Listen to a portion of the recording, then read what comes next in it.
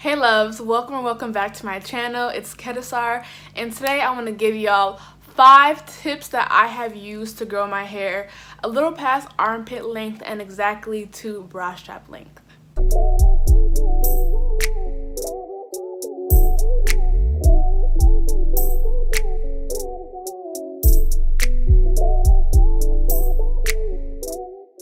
And I have 4C hair, type 4 hair, so I got you with all the good details. So the first tip that I will give you is to deep condition.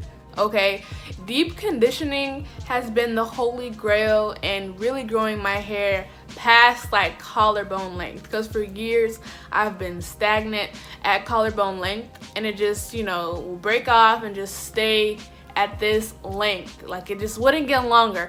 Then when I started to deep condition, I don't know, it's like the use of the deep conditioner and the heat to seal in that moisture really helps your hair to retain a lot more moisture, and therefore it gives it more elasticity and it's less likely to break off.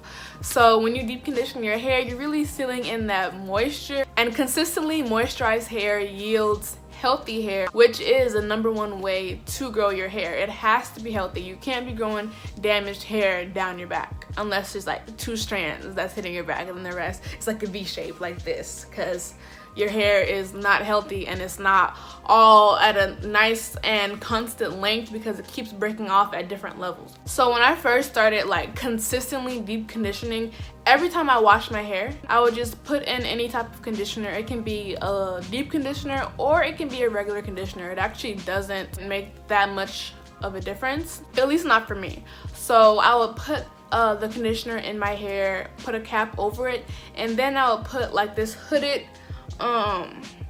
dryer that you can connect to a blow dryer, and it's like portable, and I'll insert a picture here, and it's basically like a portable type hood that you can connect to a blow dryer and deep condition that way, and it's very cheap and affordable. Now I'm using a steamer. I'll also insert a picture here, and I like it better because your hair is actually getting a dose of liquid, a dose of water, but in a steam form. And since it's so warm, aka steam, that's what really helps it penetrate into your strands, penetrate through the hair shaft, because that steam is opening up your hair cuticles and allowing your deep conditioner to really get in there. My second tip that I have been using to grow my hair is to be gentle when I detangle. I can't stress enough how important it is to have patience and to be gentle when we're detangling our type 4 hair, because our hair is the curliest and it just winds around itself and it makes the most complex knots. So it's so easy to get frustrated, and when you're going through your hair, to just like rip it off or cut it off. But if you're consistently breaking off your hair when you detangle it, it's not gonna retain any length. It's gonna stay at that one length that it's been at for years, and it's not gonna get longer. Knots are inevitable. We can't really avoid them because of our hair type. But if you are breaking them off, there's actually a good 1 to 2 inches that are inside of knots, because the knot is like the hair coiled up around itself. So when you stretch that out, it actually is around 1 to 2, maybe even 3 inches that you just snipped off. So imagine that, and you understand how important it is to be patient when you detangle. And I know it's time consuming, I know it may take a minute, but it's still important to do if you care about growing your hair. And if you're doing the right moisturizing routines, you shouldn't have as many knots in your hair. And if you have a nice wash day routine as well, that should really be the only time you are detangling your hair. You shouldn't have to detangle your hair many times after your wash day if you're protective styling, which is the next tip. So this is kind of a 2-in-1, and it's protective style / don't over manipulate. So it kind of goes hand in hand. So if you're not protective styling and you're kind of just leaving your hair out and to be among the elements, you're more likely to be running your fingers through your hair more often, to constantly change up the styles, put it in a ponytail, put it in an afro, you know, do quick little simple styles that aren't protective at all. And that's over manipulation when you're doing that too much. Now, there's nothing wrong with a cute little puff, a cute little fro every now and then, but if you're constantly leaving your hair out, we just gotta cut it. Because the more you're in your hair and the more you're manipulating it and trying to detangle it, the more hair you will lose, the more breakage you will have, and all these things add up to not retaining length, which is the opposite of what we want. We want length retention. So protective style your hair, keep it in the style for a good month, 2 months, and do that often throughout the year. You should have your hair in a protective style for the majority of the year, because you're giving your hair time to just relax, replenish itself, and grow without you messing with it all the time. The next tip, which is the 4th tip, is to moisturize your hair while it's in the protective styles. Now, I am so guilty of not doing this like several years prior. Like even last year, I'm guilty of not having done this at all, because you're so inclined to just put your hair in that protective style and then just leave it alone completely. Like you forget about it. Like it's protected, it's up, it's in a style, then you're just moving on with your life.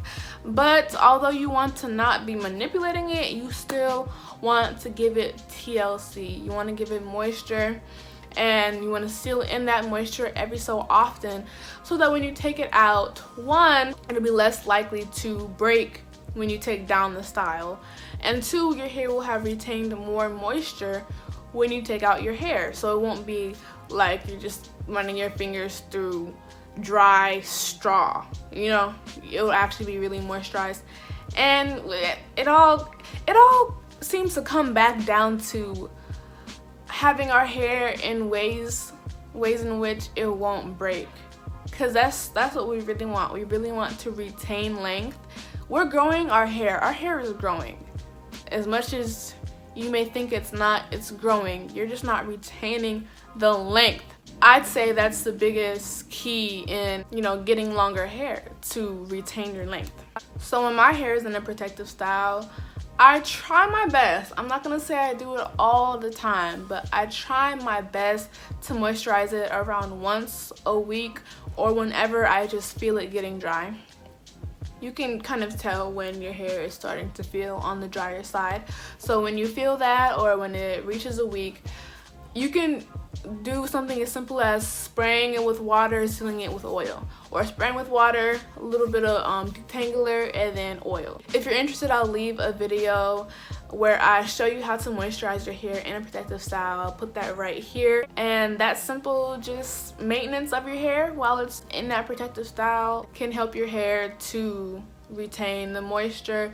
And when you retain moisture, you're retaining length. So my 5th tip that I have used to grow my hair to bra strap length is to trim my ends. Now this is one of the biggest tips. Trimming your ends allows you to part with that old hair, the dusty ends, the split ends, the single strand knots that are the biggest reason why your hair is breaking off on the ends in the first place. Single strand knots, don't get me started. They're kind of unavoidable, but trimming your ends helps a lot to reduce the amount of single strand knots you have, and reduce the amount of split ends that you have, in turn reducing the amount of breakage that you have. If you want to grow your hair, you have to reduce the amount of breakage you have.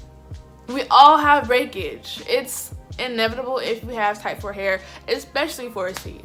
But reducing the breakage is the biggest key. Reduce that breakage, sis, and then you will get those inches that you want. But you have to actually take your time to care for your hair. Give it that TLC. Give it extra time. Be gentle, be patient, moisturize it, trim it, okay? Protect it in protective styles. Don't over manipulate, and you'll be good. So those are 5 tips that I use to help grow my hair to bra strap length. It's down my back. It's not all the way down my back, but let me just tell you, before I was actually implementing these tips, my hair was stagnant at collarbone length for years, since I was like 11 years old. It was like at collarbone length, and I did a big chop. It grew really fast because I parted with all the split ends, single strand knots, but I didn't implement a good hair regimen. So then once I hit the collarbone length, what did it do? It stayed there. It stayed there for another around a year and a half. Then around a year and a half ago, then I started taking it a little more seriously. And I'd say in the past 6 months is when I've been really honing in on different hair growth tips, and that's when I've seen the most growth. Okay, I've gone from probably right here to right here, yeah, in the past 6 months or so. So I'm gonna try to show you a quick demo. Even though you saw the thumbnail, I'm still gonna show you. Now mind you, my hair is in twists, so you're not gonna see the full length, but you'll see like 98%. So this is good enough for now.